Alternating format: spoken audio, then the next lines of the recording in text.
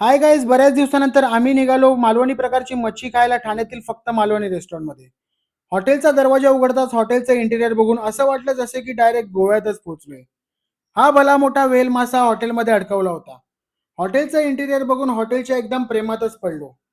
स्टार्टर्सला आम्ही मागवले crab lollipop, stuff पापलेट आणि स्टफ बोंबील.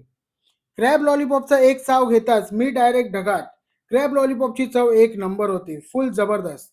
पापलेटचा पोट फाडून पापलेटच्या पोटात भरलेली कोलंबीची पिल्लं बाहेर काढली. पापलेटची साईज पण खूप मोठी होती आणि पापलेटची चव पण एकदम मस्त होती. एकदम झकास.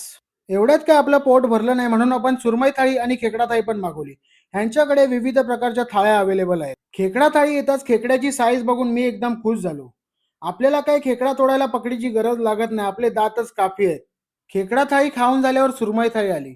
किंगफिश सुरमईची साईज बघू शकता मित्रांनो केवढी मोठी आहे. पटकन तुटली की लगेच समजायचं एकदम फ्रेश मच्छी आहे. सुरमईची टेस्ट पण एकदम जबरदस्त होती. एकदम क्रिस्पी आणि कुरकुरीत. जबरदस्त. फुल टू काजू कतरी. सर्व जेवून झाल्याच्या नंतर शेवटी प्यायला आपल्या मालवणची फेमस सोलकढी. ती पण एकदम मस्त होती.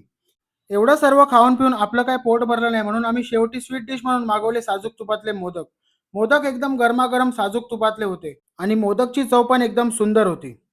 तर मित्रांनो, तुम्हाला हा मिनी व्लॉग आवडला असेल तर आपल्या चॅनलवर जाऊन तुम्ही या व्लॉगचा पूर्ण व्हिडिओ बघू शकता. Thank you so much for watching. Bye मित्रांनो.